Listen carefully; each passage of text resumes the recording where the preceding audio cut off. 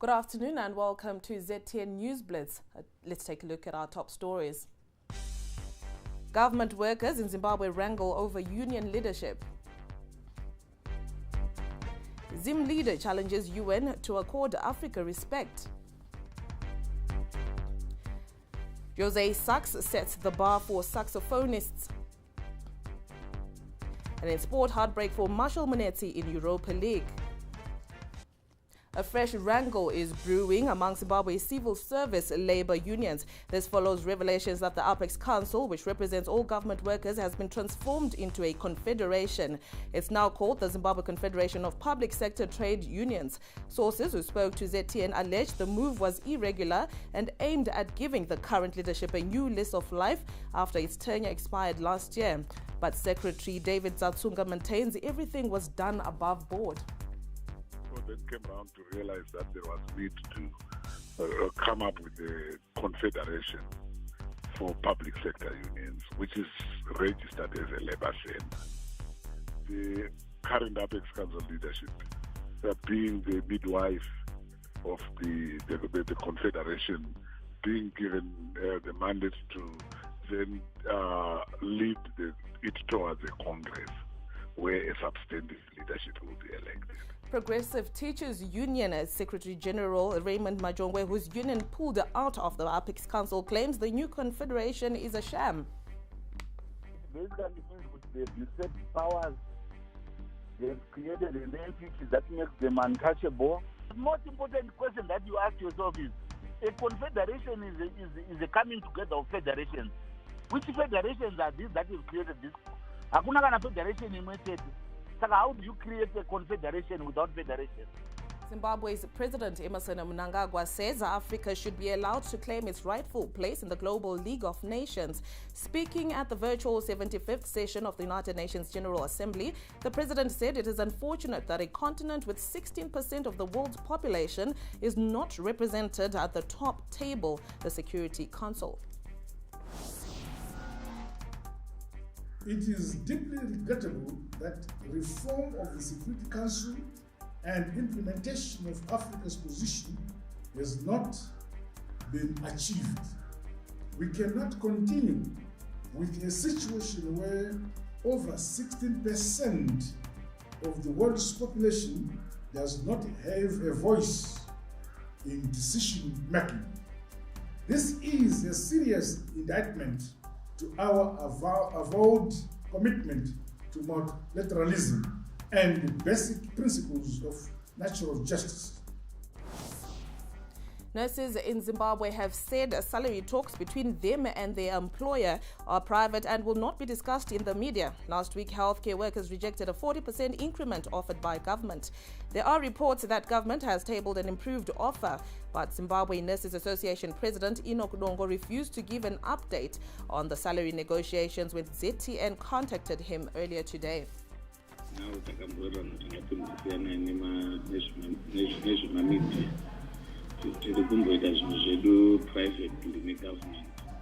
COVID-19 lockdown restrictions have yielded a lot of positives in terms of containing the spread of the virus. But some people living with HIV say the restrictions, while noble, have been an impediment to their desire to live positively. Our correspondent Samantha Rusari spoke to some young people living with HIV who shared their experiences during the lockdown.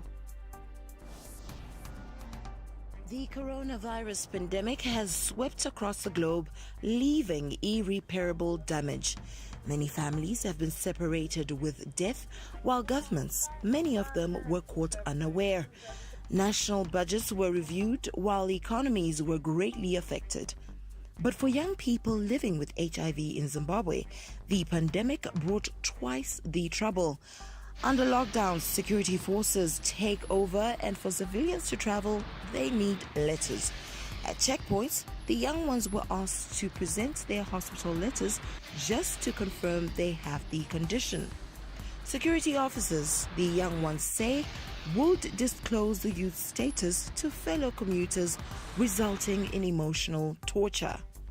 At times, kuti ndikuenda kuclinic kunodii kunotora mushonga wei tipe proof inoratidza kuti unomwa mapiritsi eAIDS some of the terminology dzaishandiswa ipapo to me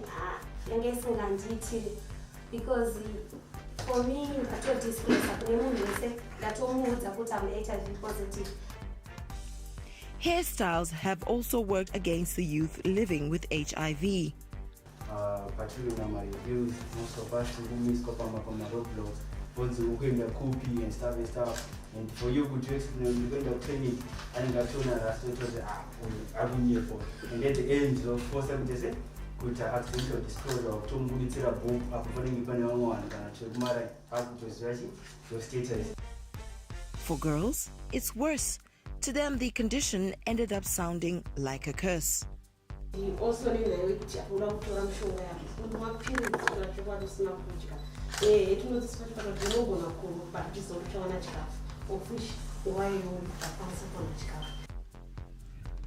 Faced with this, the young ones now have to be extra creative in tackling their problems. Acting National Coordinator for the Zimbabwe Young Positives, Kelvin Makura, says that plans already are in place.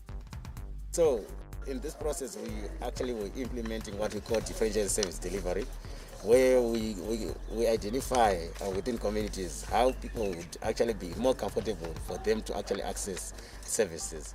For example, we have got what we call community art refills, where one of the community members can actually go and collect more medication for other young people, if possible. Stung by the accusations, police spokesperson, Assistant Commissioner Paul Nyati, opinioned that those with such matters should approach them. Some of those concerns they no longer hold water because they were addressed long back. So anyone who comes and claims kuti ndikuharaswa kana kuti ndarambidzwa kufamba kana kuti ndabvunzwa exemption letter, I think we would need to interrogate that. Now, with the COVID-19 pandemic seemingly receding, one hopes issues of patient confidentiality will improve for people to move on with their lives. Samantha Rusare reporting for ZTN. Solar energy has become a buzz phrase of late. The energy form has been touted as the alternative to hydroelectricity in the wake of climate change effects on power generation. Zimbabwe, which has been battling power shortages, is keen on massively investing in solar. But what if there is another alternative that may revolutionize the country's energy system? The United States-based Zimbabwean Sangulani Chikumbuzo has set up a 50-kilowatt green generator in Harare, where it is powering 10 houses. Thrive 2 brings viewers behind the scenes with the people and innovations that have the power to transform life for everyone. And what's interesting about this documentary is they feature United States-based Zimbabwean inventor Sangulani Maxwell Chikumbuzo. We are launching a documentary on a Saturday in the United States of America in California, which is called Thrive, What It Takes. The documentary follows a journey across the globe investigating the most promising solutions in energy, health, and consciousness, while unpicking the underlying science, principles, and strategies that make them possible. One of Chikumbuzo's inventions is advancing the proven ability to generate electricity from radio frequency. With this, he designed and produced the world's first ever green power generator. Behind me, as you can see, is the Greener Power off-grid machine. This is a machine that we did in 2015. This is the new version of a Greener Power off-grid machine, which we did specifically for the Thrive 2 premiere. It's going to be a demonstration machine. We decided to build it in such a way so that it can be open, so that people can see what the green power looks like. Maxwell is one of those rare individuals who openly ascribe their innovation pedigree to God. Many threats were done on my life. I went through a lot in my life, from poisoning, all those bad things that happened to me, but God preserved my life. And I feel that to me it is a calling. I have to keep on fighting and make sure that one day everyone will have free energy. The gifted innovator also designed and built an electric-powered vehicle, hybrid helicopter, and a drone among some of his groundbreaking innovations in the high-tech global entrepreneur ecosystem. Recently, Chikumbuzo developed a prototype automated disinfecting machine to help fight the coronavirus pandemic. But it is his green generator that will shift the way science is working and revolutionize the country's energy system. And tonight, he will be demonstrating his 50-kilowatt green generator in Harare, where it is powering 10 houses. The demonstration will be broadcast live around the world as part of this documentary, which will premiere in the United States on Saturday. Reporting for ZTN News, I'm Howard Musonza in Harare. In the arts, renowned saxophonist Joseph Chinoriri, better known in music circles as Jose Sax, will next week set a new record as he becomes the first Zimbabwean sax player to release a live DVD project titled Simple Impact. The project features celebrated gospel acts such as Sebastian Magacha, Minister Michael Mahendere and Janet Manyowa. ZTN earlier on spoke to Joseph, who could not hide his joy ahead of the launch. I'm really humbled to be the first Zimbabwean saxophonist to release a live DVD. It's really humbling to represent all Zimbabwean wind instrument players. It's really just the grace from God, only that. This DVD is an expression of who Joseph Chinoriri is, who Joseph Sax is, an expression of my life's journey and where God has really taken me so far. And we believe God for even better things every day. New research suggests that excess fat around the waist is linked to a higher risk of early death than overall body fat, but larger hips and thighs are associated with a lower risk. Scientists said measuring so-called central fatness and using it alongside body mass index could help to determine the risk of premature death. Researchers said previous work in the area looking at the association between waist circumference and total mortality risk has produced inconsistent results, and that their work is the most extensive to date. They said their work shows that people should focus on their waist rather than just BMI or weight. The latest findings by the international team of researchers, who are based on the results of 72 studies involving more than 2.5 million participants who were tracked for between 3 to 24 years. Now, moving on to sport, Zimbabwe international Marshall Munetsi suffered a heartbreak yesterday as they lost to Fehova in Europa League's third round. Despite dominating possession, Stade de Reims could not find the winner in a match that ended goalless after extra time. They lost 4-1 on penalties. Zimbabwe is backing Durban for the 2023 World Championships. Voting will be done today, and either South Africa's Durban or German city of Dusseldorf will win the bid. Our correspondent Brighton Jawi talked to Zimbabwe Table Tennis Union President Noah Fernando. Germany is also in the hit.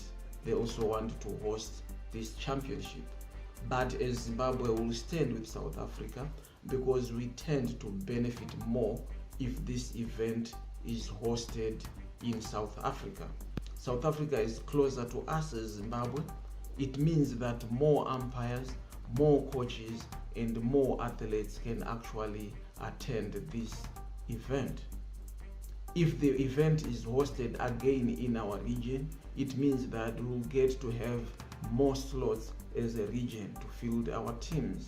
As Zimbabwe, we have done well in the region, and we hope and trust that our players have prepared. And that's all we had for you on ZTN NewsBlitz. Thank you for watching and have a pleasant weekend.